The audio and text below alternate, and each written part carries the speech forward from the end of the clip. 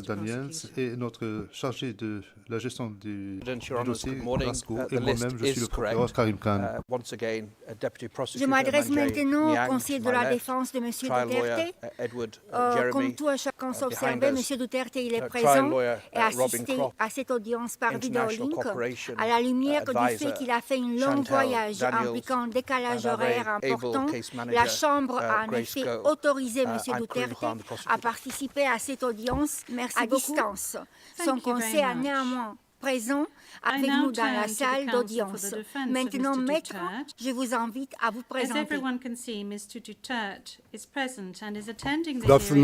Maître Salvador, bonjour, mesdames les juges. Je m'appelle Salvador Si Medialdea. Je suis conseiller représentant Rodrigo Roa Duterte. Merci beaucoup. Merci beaucoup, Maître. Je vais présenter maintenant la Chambre. À ma côté, c'est la vice-présidente de la Cour, Madame la juge Reine Adelaide Sophie Alipuni-Gansou. À ma droite, c'est la juge Socorro Flores Liera. Et mon nom, c'est William Antonio Lamoto, et je suis juge président de la Chambre préliminaire première de cette Cour. Merci Maintenant, je voudrais m'adresser à vous, M. Duterte. Je parle le français. Mais vous recevez une interprétation simultanée de ce que je dis en anglais. Je comprends que vous êtes à l'aise avec la langue anglaise. L'entretien que vous avez eu hier au centre de détention s'est déroulé en langue anglaise et vous n'avez pas estimé nécessaire de demander une interprétation en une autre langue au fond de cet entretien. Ceci étant dit, je voudrais tout d'abord confirmer votre identité. Quel est votre nom?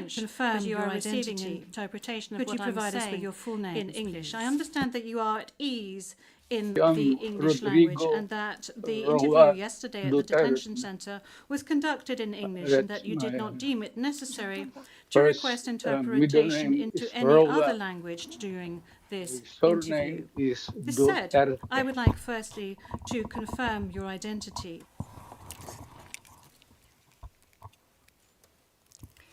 Merci beaucoup. Thank you very much. What is your date of birth? Again, ma'am.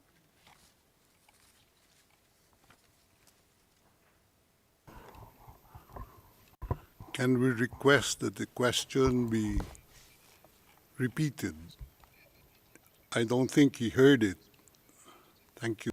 Repetition from the English booth. What is your date of birth? Yes, thank you very much, Counsel. I was asking quite simply of Mr. Duterte what his full names were, and then I subsequently asked him what his date of birth was and what his place of birth is. Is that all right, Counsel? Yep. Of course, I do. My birth month day is March 28, 1945. I was born in the province of Leyte in the Philippines.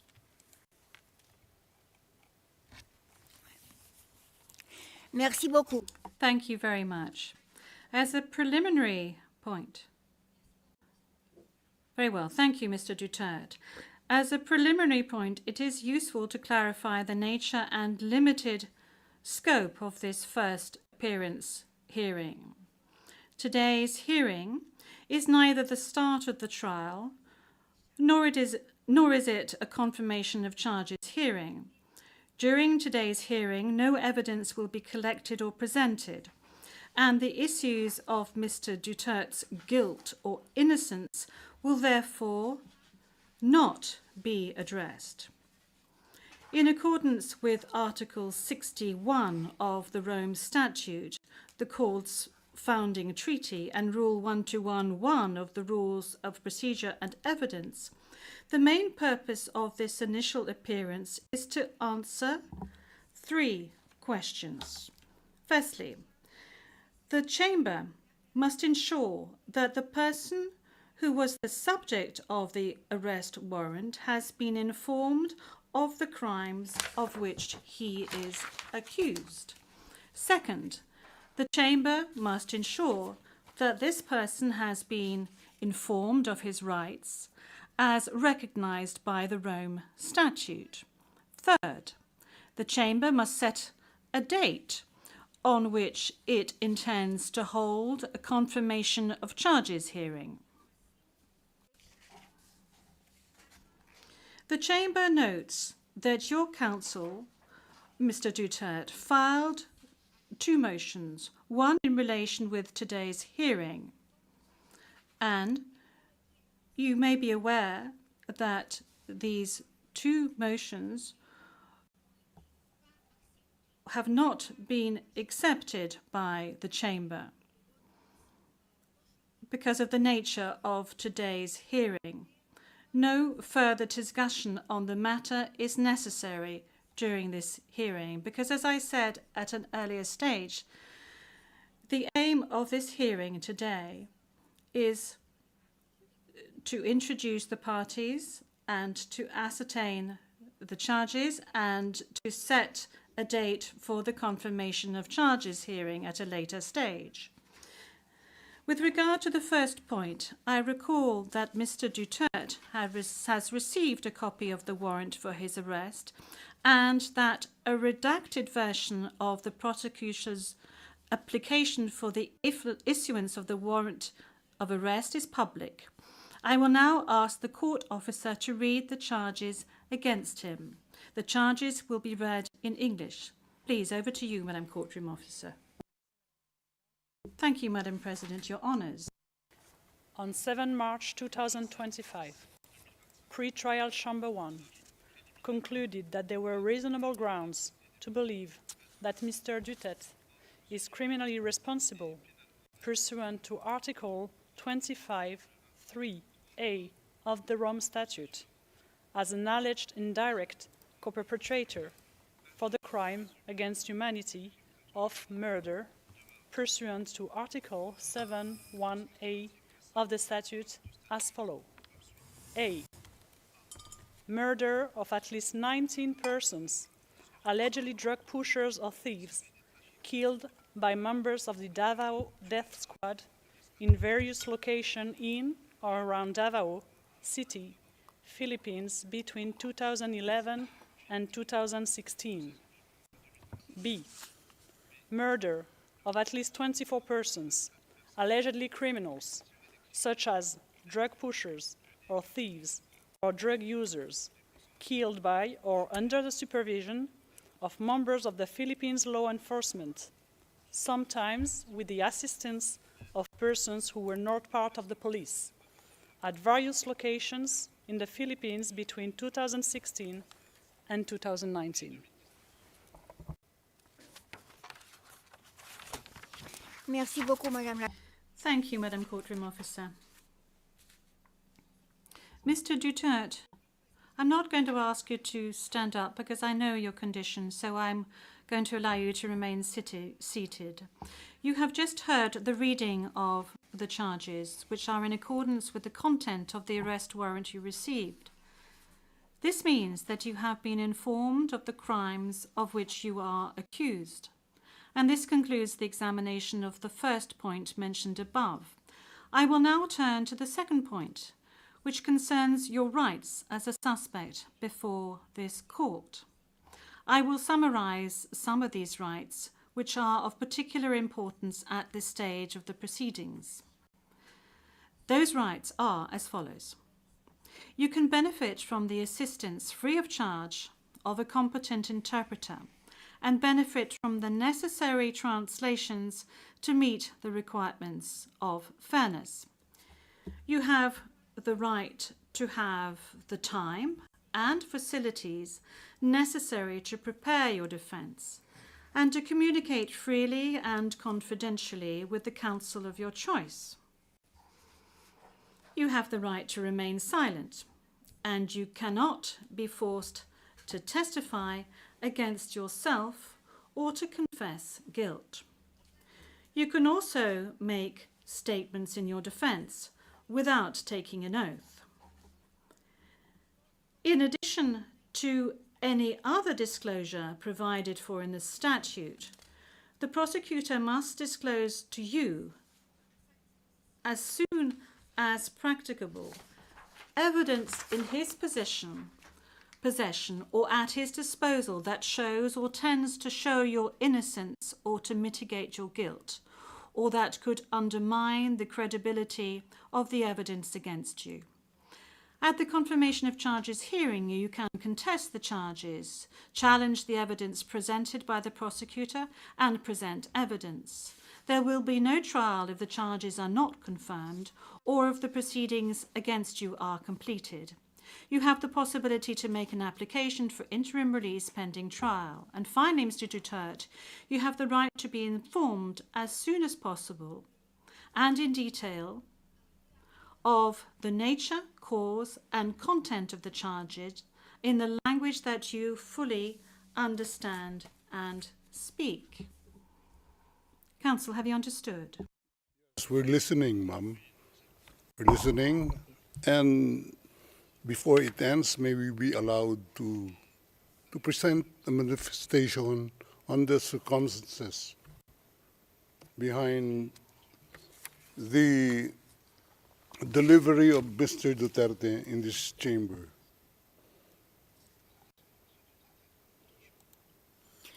Oui, Maître, je dois d'abord demander... Yes, counsel. This is as part of the procedure. And as we've said since the very outset, I need to ask Mr. Duterte himself to make observations as to the condition of his surrender to the court and the conditions of his detention at the detention facility of the court since his arrival. If he can please tell us these details. Thank you. Can I... Oui, Maître. Oui. The presiding judge. Yes, counsel. Please. 2 days ago, the whole world has witnessed the degrading fashion in which a former president of a sovereign country was bundled into a private aircraft and summarily transported to The Hague. To us lawyers, this would be called an extrajudicial rendition. To the less legally inclined, it was a pure and simple kidnapping. My client was denied all access to the legal recourse in the country of his citizenship, and this all in the nature of political score settling. Two troubled entities struck an unlikely alliance, an incumbent president who wished to neutralize and choke the legacy of my client and his daughter on the other hand, and a troubled legal institution subject to delegitimization and desperate for a price cuts and a legal show today on the other hand. With this in mind, it is not surprising that my client was abducted from his country. ICC private jets do not drop out of the thin air. That jet which received my client was coordinated in advance. The UAE is not a state party to the ICC and has no obligation to cooperate with the court. Yet my client sat in transit in that country for more than 5 hours. I invite the registry's representative to present today in court to explain to the judges exactly how they believe this transfer was anything other than a gross abuse of process. Given the precipitous arrival of my client, an elderly man with debilitating medical issues, hard of hearing and poor of sight, he was taken to a hospital for observation.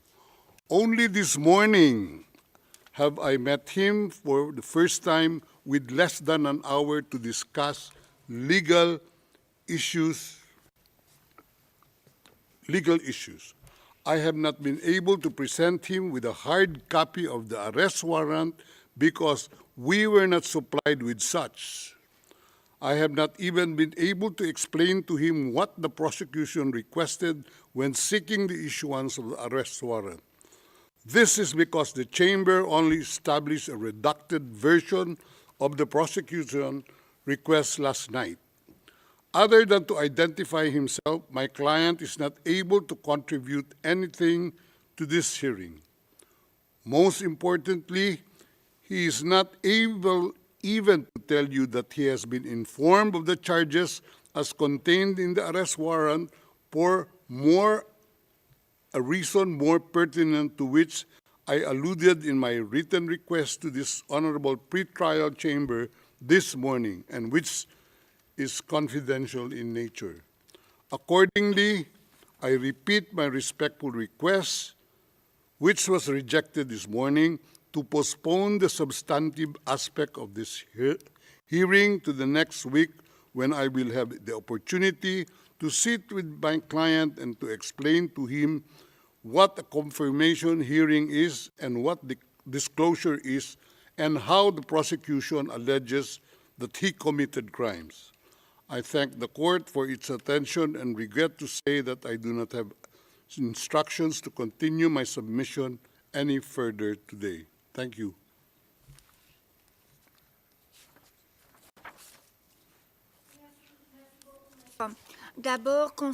Thank you, Counsel. Now, with regard to the health issues of Mr. Duterte, I believe that the court has taken specific measures with regard to his health situation, and I note that subsequent to his arrest and when he arrived at the detention center, the court's doctor was of the opinion that you were fully mentally aware and fit, and that you have undergone further checks and tests at the detention facility.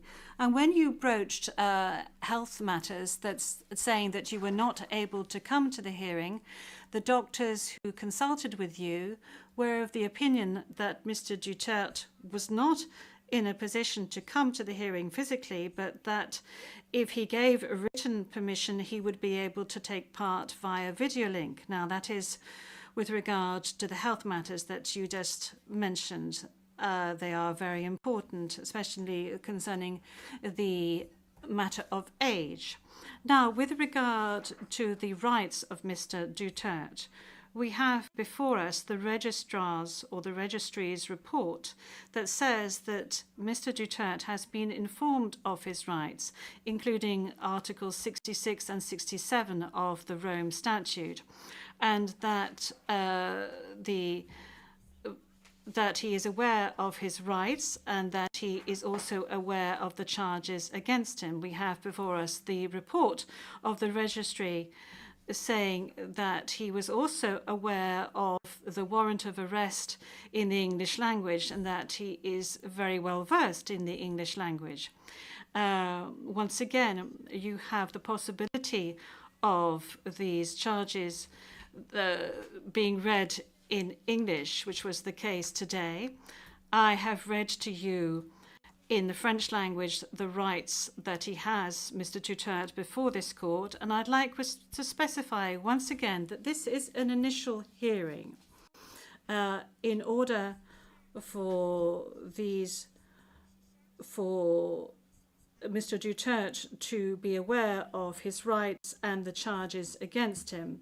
And then there will be a full procedure that will unfurl leading up to the confirmation of charges that will enable Mr. Duterte to raise all the matters that you have just raised with regard to the warrant of arrest, with regard to the crimes committed, with regards to the charges, and any other matters associated with his arrest, and the matters of jurisdiction of the court. You have the opportunity to do this throughout these proceedings leading up to the actual confirmation of charges hearing.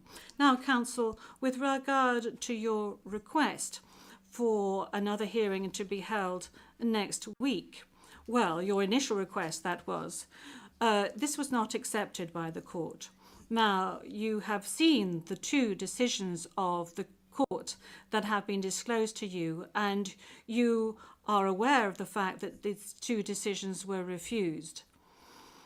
And this is by dint of the fact that this first initial appearance hearing does not need much preparation, as I have said to you on a number of occasions.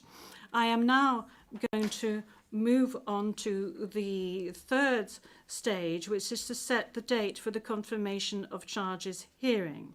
After assessing all factors, including the need for the parties and participants to adequately prepare, as well as Mr. Duterte's rights, including his right to be tried within a reasonable time, the date for the commencement of the confirmation of charges hearing is September the 23rd, 2025. I would add that in accordance with Rule 1217 of the Rules of Procedure and Evidence, this date may be postponed by the Chamber depending on the progress of the proceedings, either on its own motion or at the request of the prosecutor or the defence. Before concluding this hearing, I would like to inform the parties of the next procedural steps. First, I would like to recall that in accordance with Rule 1212B of the Rules of Procedure and Evidence, the Chamber holds status conferences to ensure a small exchange of information under satisfactory conditions. These conferences are organised either ex officio or at the request of the prosecutor or the defence. Secondly, a set of decisions will be taken in a timely manner to ensure that the proceedings progress smoothly and expeditiously. More specifically, I am referring in particular to a decision on the arrangements and procedure for the disclosure of evidence, and a decision setting a timetable for the disclosure of evidence in such a way as to ensure orderly and efficient disclosure between the parties. In this regard, the Chamber orders the prosecutor to begin disclosing today the information on the basis of which the warrant of arrest was issued, and to complete this disclosure no later than within the next 7 days.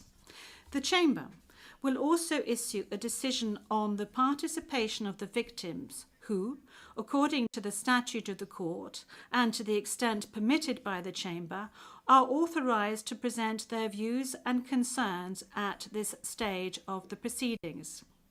We have come to the end of Mr. Duterte's first appearance hearing. I would like to thank all the participants in this hearing, the interpreters and the stenographers.